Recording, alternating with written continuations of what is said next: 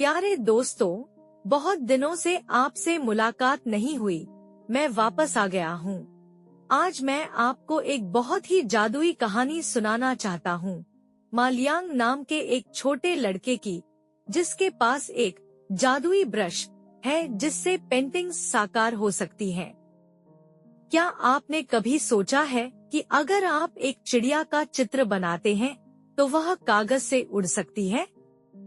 या अगर आप एक कैंडी बनाते हैं तो आप उसे सचमुच खा सकते हैं? मालियांग की कलम में कितना जादू है। लेकिन इससे भी ज्यादा जादुई बात यह है कि मालियांग ने इस कलम से क्या किया। आइए सुनते हैं साहस, दयालुता और सपनों की यह कहानी। एक बार की बात है, मालियांग नाम का एक बच्चा था। उसे पेंटिंग का बहुत शौक था, लेकिन उसका परिवार गरीब था और उसके पास कलम भी नहीं थी। एक दिन वह मवेशी चराने से वापस आया और अकादमी के पास से गुजरा। उसने अंदर एक चित्रकार को देखा जो कलम पकड़े हुए एक अधिकारी के लिए चित्र बना रहा था। मालियांग इतना मोहित हो गया कि वह अनजाने में ही अंदर चला गया। उसने अधिकारी और चित्रकार से कहा, कृपया मुझे एक कलम दे दो। ठीक है, मैं चित्रकारी सीखना चाहता हूँ। अधिकारी और चित्रकार हंसे और बोले, बेचारे बच्चे भी चित्रकारी सीखना चाहते हैं। उन्होंने मालियांग को बाहर निकाल दिया। मालियांग ने गुस्से से कहा, मुझे विश्वास नहीं होता। बेचारे बच्चे चित्रकारी नहीं सीख सकते।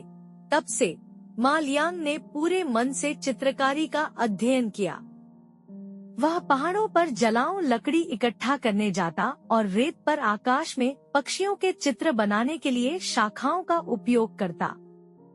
वह नदी पर घास काटने जाता और नदी के किनारे पानी में घास की जड़ों से मछलियां बनाता। जो कुछ भी देखता उसे चित्रित करता। किसी ने उससे पूछा, मालियांग, अब जब तुमने चित्रकारी सीख ली है तो क्या तुम उन उच्च अधिकारियों के लिए चित्र बनाओगे? मालियांग ने सिर हिलाया और कहा, नहीं, मैं तो सिर्फ हम गरीबों के लिए चित्र बनाता हूँ। दिन बीतते गए और मालियांग की चित्रकारी कौशल में तेजी से सुधार हुआ, लेकिन उसके पास अभी भी कोई ब्रश नहीं था। काश उसके पास एक ब्रश होता। एक रात वह अपने बिस्तर पर लेटा हुआ था। अचानक कमरे में एक सुनहरी रोशनी चमकी और एक सफेद दाढ़ी वाला बूढ़ा उसके सामने प्रकट हुआ। बूढ़े ने उसे एक ब्रश दिया और कहा, मालियांग, अब तुम्हारे पास एक ब्रश है। अपनी बात याद रखो, गरीबों के लिए चित्र बनाओ। मालियांग बहुत खुश हुआ। उसने तुरंत ब्रश उठाया और दीवार पर एक मुर्गा बना दिया। अजीब तरह से मुर्गा जिंदा हो गया। वह दीवार से नीचे उड़ गया, खिड़की पर कूद गया और बांग दी। पता चला कि सफेद दाढ़ी वाले बूढ़े ने उसे एक जादुई ब्रश दिया था। इस जादुई ब्रश से मालियांग गांव के गरीबों के लिए रोज चित्र बनाता था। वह जो चाहे बना सकता था और जो भी चित्र बनाता वह साकार हो जाता। एक दिन वह एक खेत से गुजर रहा था और उसने एक बूढ़े किसान और एक बच्चे को खेत जोतने के लिए हल खींचते देखा। मिट्टी इतनी सख्त थी कि वे उसे खींच नहीं पा रहे थे। मालियांग ने अपना जादुई ब्रश निकाला और उनके लिए एक बड़ा बैल बनाया। बैल हल खींचने के लिए खेत में गया। अधिकारी ने सुना कि मालियांग के पास एक जादुई ब्रश है, इसलिए वह उसे गिरफ्तार करने के लिए सैनिकों को लाया। उसे सरकारी कार्यालय ले गया और उससे सोने की सिल्लियां बनाने को कहा। मालियांग अधिकारी से इतनी नफरत करता था कि वह चुपचाप खड़ा होकर चिल्लाया, मैं चित्र नहीं बना सकता। अधिकारी क्रोधित हो गया और उसे जेल में बंद कर दिया। आधी रात को जब जेल की रखवाली कर रहे सैनिक सो गए, मालियांग ने अपने जादुई ब्रश से दीवार पर एक दरवाजा बनाया। उसने दरवाजा धक्का दिया और वह खुल गया। मालियांग ने कहा, साथियों, चलो बाहर निकलते हैं। जेल के सभी गरीब लोग उसके पीछे पीछे बाहर निकल आए। जब अधिकारी ने सुना कि मा लियांग भाग गया है, तो उसने उसका पीछा करने के लिए सैनिकों को भेजा। लेकिन मा लियांग पहले ही एक तेज घोड़ा खींच चुका था, घोड़े पर सवार होकर भाग गया था, तो उसे कैसे पकड़ा जा सकता था। एक दिन वह एक ऐसी जगह पहुंचा जहां मौसम शुष्क था और फसलें लगभग मर चुकी थी। किसानों के पास पानी के पहिए नहीं थे, इसलिए वे पानी ढोने के लिए लकड़ी की बाल्टियों का इस्तेमाल करते थे। हम्मा हम्मा, यह वाकई मुश्किल था। मा लियांग ने कहा, मैं तुम्हारे लिए कुछ पानी के पहिए बनाता हूँ।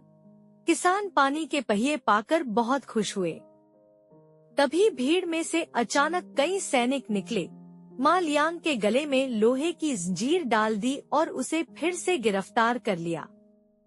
अधिकारी हॉल में बैठा चिल्ला रहा था, मा लियांग को बांध दो, उसका जादुई ब्रश छीन लो, जाओ और चित्रकार को बुलाओ। चित्रकार आया। अधिकारी ने उससे एक धन का पेड़ बनाने को कहा।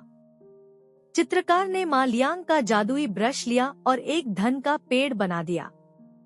अधिकारी बहुत खुश हुआ और उसे हिलाने के लिए दौड़ा। अचानक उसका सिर दीवार से टकराया और उसके माथे पर एक बड़ा सा उभार आ गया। चित्र अभी भी एक चित्र ही था और वह असली धन का पेड़ नहीं बन गया था। अधिकारी आया, मा लियांग को खोला और दयालुता का नाटक करते हुए कहा, अच्छा मा लियांग, मेरे लिए एक चित्र बनाओ। मा लियांग जादुई ब्रश वापस लेना चाहता था, इसलिए वह मान गया और बोला, ठीक है, मैं एक बार तुम्हारा चित्र बनाऊंगा। मा लियांग की सहमति देखकर अधिकारी बहुत खुश हुआ और उसे जादुई ब्रश लौटा दिया और उसे एक सोने का पहाड़ बनाने को कहा। बिना कुछ कहे मा लियांग ने अपनी जादुई ब्रश से दीवार पर एक अंतहीन समुद्र बना दिया। अधिकारी क्रोधित होकर बोला, तुम्हें समुद्र बनाने के लिए किसने कहा? एक सुनहरा पहाड़ बनाओ। मा लियांग ने अपनी ब्रश से कुछ बार इशारा किया और समुद्र के बीच में एक सुनहरा पहाड़ दिखाई दिया, जो सुनहरी रोशनी से जगमगा रहा था और सोने से भरा हुआ था। अधिकारी खुशी से उछल पड़ा और बार बार कहने लगा, जल्दी से एक बड़ा जहाज बनाओ, मैं सोने का परिवहन करने के लिए सुनहरे पहाड़ पर जाना चाहता हूँ। मा लियांग ने एक बड़ा जहाज बनाया। अधिकारी कई सैनिकों को लेकर आया, जहाज पर कूद गया और बोला, जल्दी करो, जल्दी करो। मा लियांग ने हवा के कुछ झोंके लगाए और मस्तूल पर लगा पाल फूल गया और जहाज सीधे समुद्र के बीच में चला गया। अधिकारी को लगा कि जहाज बहुत धीमा है और उसने आगे की ओर चिल्लाकर कहा, और हवा, और हवा। मा लियांग ने हवा के कुछ तेज झोंके लगाए और समुद्र में लहरें उठने लगी और जहाज थोड़ा झुक गया। अधिकारी डर गया और बेचैनी से बोला, बहुत हो गई हवा, बहुत हो गई हवा। मा लियांग ने उसकी बात अनसुनी कर दी और हवा खींचता रहा। हवा तेज होती गई, समुद्र गर्जने लगा और पहाड़ जैसी लहरें जहाज पर दबाव डालती रहीं। जहाज पलट गया और अधिकारी समुद्र की तलहटी में डूब गए। मा लियांग गांव लौट आया और गरीबों के लिए चित्र बनाए। देखो बच्चों, उन अधिकारियों का सामना करते हुए भी जो उसे धमकाते थे, मा लियांग हमेशा सही काम करने पर जोर देता था। वह गरीबों की मदद करने और लालची बदमाशों को सजा देने के लिए जादुई कलम का इस्तेमाल करता था। यह कहानी हमें बताती है, असली जादू कलम में नहीं, बल्कि मा लियांग की दयालुता और बहादुरी में है। अगर किसी दिन आपके पास भी जादुई कलम हो, तो क्या आप मा लियांग जैसे दूसरों की मदद करेंगे? लेकिन असल में हम में से हर किसी के पास पहले से ही एक जादुई कलम है, जैसे खिलौने बांटना, दोस्तों को दिलासा देना, दयालुता के ये छोटे छोटे काम। क्या ये वो जादू नहीं है जो दुनिया को एक बेहतर जगह बनाते हैं? खैर, अगली बार जब हम फिर मिलेंगे, तो मैं आपको एक और अद्भुत कहानी सुनाऊंगा।